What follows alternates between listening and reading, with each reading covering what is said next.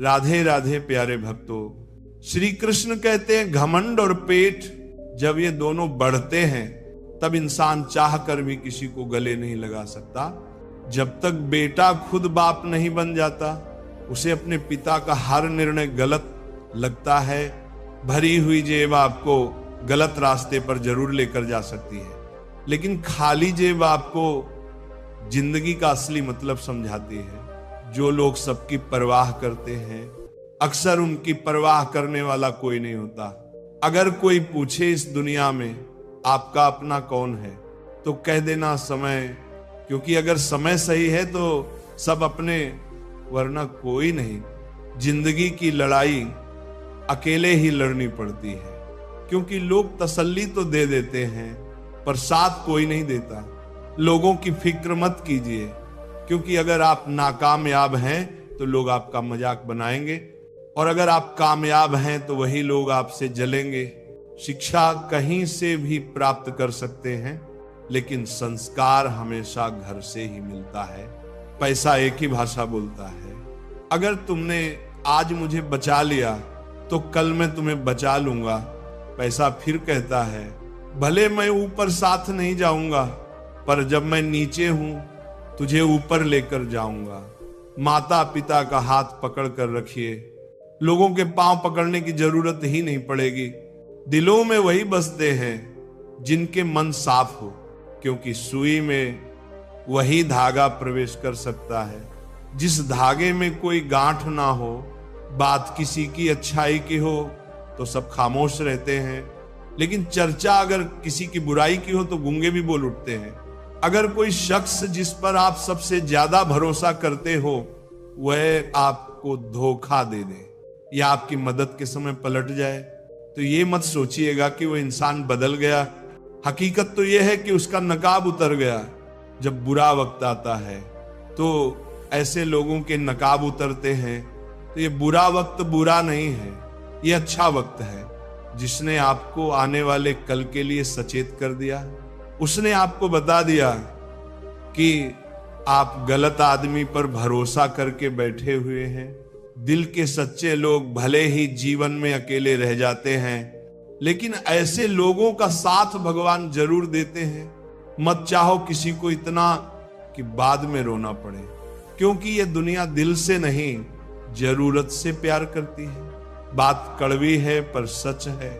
पुत्र की परख विवाह के बाद, पुत्री की परख जवानी में, पति की परख पत्नी की बीमारी में, पत्नी की परख पति की गरीबी में, मित्र की परख मुसीबत में, भाई की परख लड़ाई में, बहन की परख जायदाद में, और औलाद की परख बुढ़ापे में होती है। तू मुझे संभालता है, ये तेरा उपकार है मेरे दाता, वरना तेरी मेहरबानी के लायक मेरी हस्ती कहां। मैं रोज गलती करता हूं, तू छुपाता है अपनी बरकत से। मैं मजबूर हूं अपनी आदत से, तू मशहूर है अपनी रहमत से। तू वैसा ही है जैसा मैं चाहता हूं, बस मुझे वैसा बना दे जैसा तू चाहता है। श्री कृष्ण कहते हैं जिंदगी की रेस में जो लोग आपको दौड़कर नहीं हरा पाते हैं वही आपको तोड़कर हराने की कोशिश करते हैं। कृष्ण कहते हैं मत सोच रे बंदे इतना जिंदगी के बारे में। मैंने ये जिंदगी दी है तो कुछ सोचा होगा तेरे बारे में। जरूरी नहीं कि हर समय जुबान पर भगवान का नाम आए, वह लम्हा भी भक्ति का ही होता है। जब इंसान इंसान के काम आए, दिया माटी का हो या फिर सोने का, ये महत्व की बात नहीं है, परंतु अंधेरे में प्रकाश कितना देता है ये महत्वपूर्ण बात है। इसी तरह कौन गरीब है या अमीर, ये महत्व की बात नहीं। वक्त पर कौन मददगार होता है ये महत्वपूर्ण बात है। जिंदगी एक खेल है, जीतोगे तो सफल बन जाओगे और हार जाओगे तो समझदार बन जाओगे। लेकिन सफल बनने के लिए पहले समझदार बनना जरूरी है। इसका मतलब जीतने से पहले हारना जरूरी है। निंदा से मत डरो, निंदा उसकी होती है जो जिंदा होता है। मरे हुए की तो बस तारीफ होती है। बुराई भी होना जरूरी है। अगर हर रोज तारीफ मिलेगी तो आप कभी जिंदगी में आगे नहीं बढ़ पाओगे। हमेशा ये बात याद रखना, ऊपर वाला अच्छे लोगों का इम्तिहान तो जरूर लेता है, पर साथ कभी नहीं छोड़ता। रिश्तों में वैसा ही संबंध होना चाहिए जैसा हाथ और आंख का होता है। हाथ पर चोट लगती है तो आंखों से आंसू निकलते हैं, और आंसू आने पर हाथ ही उनको साफ करता है। दिमाग से बने रिश्ते बाजार तक चलते हैं, और दिल से बनाए रिश्ते शमशान तक। बारात में दूल्हा सबसे पीछे और दुनिया आगे चलती है। मयत में जनाजा आगे और दुनिया पीछे चलती है। यानी दुनिया खुशी में आगे और दुख में पीछे हो जाती है। जब कोई दिल दुखाए तो सबसे बेहतर है कि हम चुप हो जाएं, क्योंकि जिन्हें हम जवाब नहीं देते उन्हें फिर वक्त जवाब देता है।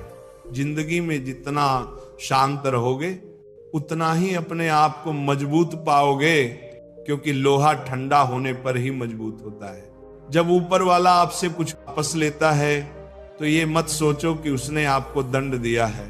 हो सकता है उसने आपका हाथ खाली किया हो, पहले से कुछ और बेहतर देने के लिए। कर्म वह नहीं जिसका परिणाम हमेशा सही हो, बल्कि सही कर्म वह है जिसका उद्देश्य कभी गलत ना हो। बेइज्जती का जवाब इतनी इज्जत से दीजिए कि सामने वाला भी शर्मिंदा हो जाए।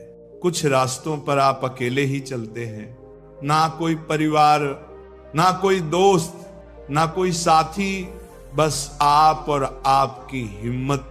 सच्चा मित्र वही है जो उस समय में भी आपके साथ खड़ा हो जब सारी दुनिया आपके खिलाफ है। गीता में लिखा है, यदि कोई आपको अच्छा लगता है तो अच्छा वो नहीं, अच्छे आप हैं, क्योंकि उसमें अच्छाई देखने वाली नजर आपके पास है। अगर कोई अकेला है तो इसका मतलब ये नहीं कि उसे कोई पसंद नहीं करता, बल्कि वो अकेला इसलिए है क्योंकि उसने दुनिया की औकात जान ली है। जो इंसान बुरे समय में भी मेहनत करता रहता है, उसका बुरा समय भी अच्छे समय में बदल जाता है। ईश्वर की शरण में निस्वार्थ भाव से जाए, क्योंकि आपको क्या चाहिए ये उन्हें पता है। जिस इंसान को सच बोलने की आदत होती है, लोग सबसे ज्यादा गलत उसी को समझते हैं। भरोसा यदि श्री कृष्ण पर हो तो वो सिर्फ कृपा ही नहीं करते, सारथी भी बन जाते हैं। मीठा झूठ बोलने से अच्छा है कड़वा सच बोला जाए। इससे आपको सच्चे शत्रु जरूर मिलेंगे, लेकिन झूठे मित्र नहीं। बुरे कर्म करने नहीं पड़ते, हो जाते हैं, और अच्छे कर्म होते नहीं, करनी पड़ते हैं। लोग नजरअंदाज तभी करते हैं जब उन्हें कोई बेहतर मिल जाता है, या फिर स्वयं किसी बेहतर व्यक्ति की तलाश में होते हैं। इतना मत बोलिए कि लोग आपके चुप होने का इंतजार करें, बल्कि इतना बोलकर चुप हो जाइए कि लोग आपको दोबारा सुनने का इंतजार करें। खूबियां देखकर तो कितने ही प्यार जताएंगे, जिंदगी में जगह उसे दो जो कमियां देखकर भी साथ ना छोड़े। आजकल जरूरत से ज्यादा अच्छा होना भी जरूरत से ज्यादा जलील करवा देता है। कभी उसको नजरअंदाज ना करो जो तुम्हारी बहुत परवाह करता हो, वरना किसी दिन आपको एहसास होगा कि पत्थर जमा करते हुए आपने एक हीरा गवा दिया। जिंदगी का रास्ता बना बनाया नहीं मिलता, स्वयं को बनाना पड़ता है, और जिसने जैसा रास्ता बनाया है उसे वैसी ही मंजिल मिलती है। कभी कभी हम किसी चीज के लिए इतना परेशान हो जाते हैं कि हम ये भूल जाते हैं कि हमारे पास पहले से कितना कुछ है। जो मिला है उसकी कदर करना सीखो, और जो नहीं मिला उसके पीछे भागना छोड़ो। अगर तुम्हें लगता है कि जीवन ने तुम्हारे साथ अन्याय किया है तो थोड़ा धैर्य रखो। कुछ समय बाद जब तुम पीछे मुड़कर देखोगे तो तुम्हें समझ आएगा कि हर चीज अपने सही वक्त पर सही तरीके से हुई थी। कई बार जीवन तुम्हें किसी बड़े नुकसान से बचाने के लिए वो चीज नहीं देता जिसकी तुमने इच्छा की थी। इसलिए अगर कुछ छूट गया है तो दुखी मत हो, बल्कि ये सोचो कि शायद ये तुम्हारे भले के लिए हुआ है। हम अक्सर ये सोचते हैं कि हमें जो चाहिए वही सबसे अच्छा है, लेकिन जीवन को हमसे ज्यादा पता होता है कि हमारे लिए क्या सही है। इसीलिए अगर कुछ नहीं मिला तो इसका मतलब है कि कुछ और बेहतर तुम्हारे लिए इंतजार कर रहा है। हर चीज जो जीवन में घटती है वह किसी ना किसी कारण से होती है। हम अक्सर उस कारण को उसी वक्त नहीं समझ पाते, लेकिन जब समय बीतता है तब हमें एहसास होता है कि जो हुआ वह हमारे भले के लिए था। अगर कोई चीज तुम्हारे पास आकर भी दूर चली गई तो इसका मतलब ये नहीं कि वह तुम्हारी नहीं थी। इसका यह भी मतलब हो सकता है कि वह तुम्हें किसी और रूप में, किसी और समय पर मिलने वाली है। जो तुम्हारे लिए लिखा गया है वह किसी भी हाल में तुम्हें मिलेगा, लेकिन तब जब तुम उसके लिए पूरी तरह तैयार हो जाओगे। जीवन पहले आपको योग्य बनाता है, फिर आपको वो चीज देता है जिसकी आपने इच्छा की थी। जो चीज अभी आपके पास नहीं है, हो सकता है वो आपको तब मिले जब आपको उसकी सबसे ज्यादा जरूरत। इसीलिए जीवन के फैसलों पर सवाल मत उठाओ, बस भरोसा रखो कि हर चीज सही वक्त पर आपके पास आएगी। कभी कभी आप जिस चीज को अपनी सबसे बड़ी असफलता समझते हो, वही आपकी सबसे बड़ी सीख बन जाती है। जीवन में कुछ भी व्यर्थ नहीं जाता, हर अनुभव आपको आगे बढ़ने के लिए तैयार करता है। बस खुद पर विश्वास रखिए। अगर आपने किसी चीज के लिए पूरी मेहनत कर ली और फिर भी वो आपको नहीं मिली, तो समझ लो कि वह आपके लिए बनी ही नहीं थी। जीवन हमेशा आपको वही देगा जो आपके विकास के लिए आवश्यक होता है, जो आपके जीवन में होना तय है। वह किसी भी हाल में आपके पास आएगा, लेकिन जब तक वह नहीं आता तब तक खुद को उसके योग्य बनाओ। जीवन में कुछ भी संयोग से नहीं होता, हर चीज का अपना समय और कारण होता है। जीवन का हर मोड़ हमें किसी ना किसी कारण से मिलता है। जो कुछ भी आपके लिए तय किया गया है वह अपने ही समय पर आपके पास आएगा। इसे पाने के लिए आपको केवल धैर्य और विश्वास रखना होगा। श्री कृष्ण कहते हैं, जब जीवन के मार्ग पर अंधकार छा जाए, जब बाहर के सभी सहारे साथ छोड़ दें, तब मनुष्य यदि मेरे स्मरण में लग जाए तो वो अपने भीतर ऐसा प्रकाश पा जाता है जो संसार की किसी शक्ति से दबाया नहीं जा सकता। जब हम जीवन में किसी संकट से गुजरते हैं, जैसे किसी अपने का बिछड़ जाना, असफलता का सामना करना, बीमारी या धन की कमी, तब ऐसा लगता है मानो हर दिशा से रास्ते बंद हो गए हों। हम सोचते हैं कि अब क्या करें, किसका सहारा लें। ऐसे समय में अक्सर इंसान बाहरी सहायता ढूंढता है, किंतु उसे यह समझ नहीं आता कि असली शक्ति तो उसके भीतर है, और वह शक्ति जागती है भगवान के स्मरण से। जब मनुष्य भगवान का स्मरण करता है, चाहे वो श्री कृष्ण हो, राम हो, शिव हो या कोई भी स्वरूप, तो उसका मन एक गहरे शांत स्रोत से जुड़ जाता है। श्रीमद् भगवद गीता में श्री कृष्ण ने कहा है, जो मनुष्य निरंतर मेरा चिंतन करते हैं उनकी आवश्यकताओं की पूर्ति मैं स्वयं करता हूं। यह केवल शब्द नहीं है, यह जीवन का गूढ़ रहस्य है। संकट में जब हम भगवान को पुकारते हैं, वह सुनते हैं, लेकिन उससे पहले हमारा हृदय हल्का होता है, हमारी घबराहट कम होती है। जिस मानसिक तनाव में हम फंसे होते हैं वह छंटने लगता है। ये ठीक वैसा है जैसे कोई बच्चा अंधेरे में डर जाए और तुरंत अपनी मां को पुकारे। मां उसके डर को खत्म तो नहीं करती, लेकिन उसकी उपस्थिति ही बच्चे को सुकून देती है। वैसे ही भगवान का स्मरण एक भावनात्मक सुरक्षा बन जाता है, जिससे डर धीरे धीरे पिघलने लगता है। जब हम भगवान का नाम लेते हैं, तब हमारे भीतर की ऊर्जा, जिसे हम मानसिक शक्ति कहते हैं, जागने लगती है। हम डरने के बजाय साहसी हो जाते हैं। हम हार मानने के बजाय समाधान ढूंढने लगते हैं।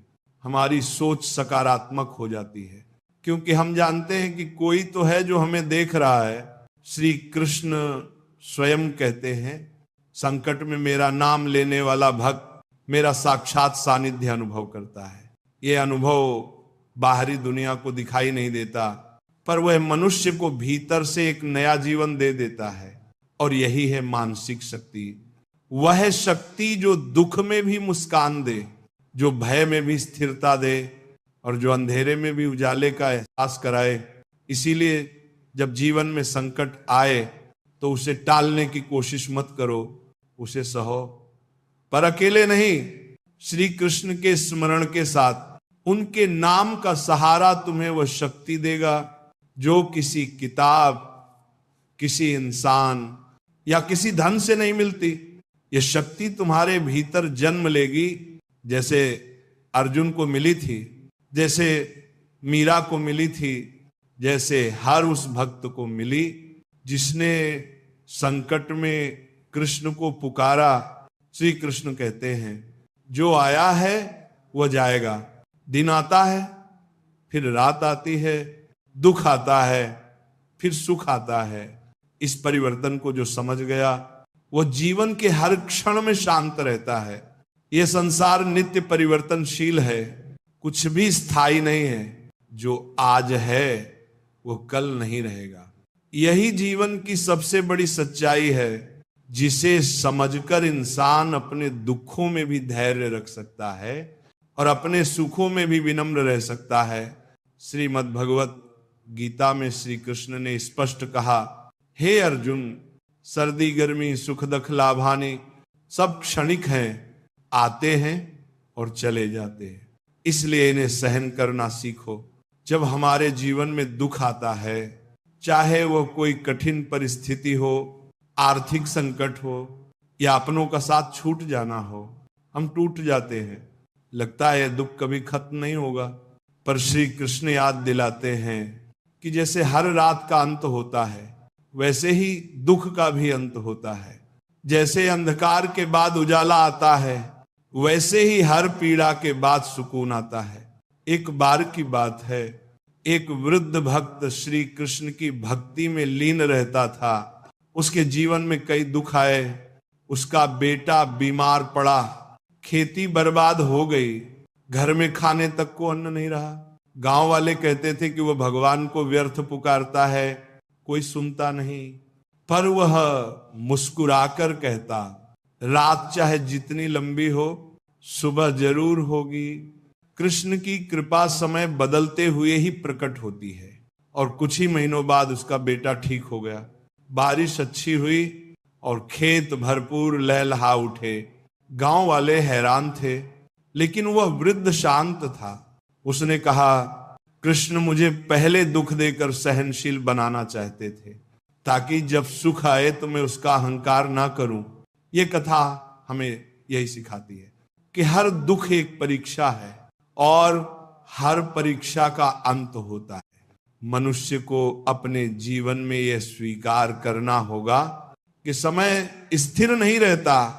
जैसे दिन के बाद रात आती है, फिर रात के बाद दिन, वैसे ही जीवन में हर स्थिति स्थायी नहीं होती। कभी हम हंसते हैं, कभी रोते हैं, लेकिन जो इस चक्र को समझ गया वह रोते हुए भी मुस्कुरा सकता है और मुस्कुराते हुए भी विनम्र रह सकता है। श्री कृष्ण कहते हैं, जो मेरे ऊपर विश्वास रखता है उसके जीवन में कभी अंधकार स्थायी नहीं हो सकता। मैं उसके लिए वो समय चुनता हूं जब वह परिणाम को सहने की योग्यता पा चुका हो। मेरी योजना में देर हो सकती है, पर अंधेर कभी नहीं होता। जब हम जीवन में किसी लक्ष्य की ओर बढ़ते हैं, तब अक्सर हमें लगता है कि हमने सब कुछ कर लिया, मेहनत, प्रयास, प्रार्थना, फिर भी परिणाम नहीं मिल रहा। हम इंतजार करते हैं, लेकिन समय जैसे थम सा जाता है। लगने लगता है कि कहीं भगवान हमें भूल तो नहीं गए, क्या हमारी पुकार उनके कानों तक पहुंच भी रही है या नहीं। लेकिन वहीं पर श्री कृष्ण का यह गूढ़ संदेश हमारे जीवन को दिशा देता है। देर हो सकती है, पर अंधेर नहीं।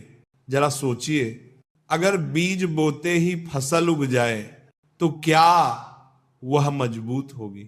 नहीं, उसे धरती की गहराइयों में रहना होता है, अंधकार सहना होता है, पानी और धूप की प्रतीक्षा करनी होती है।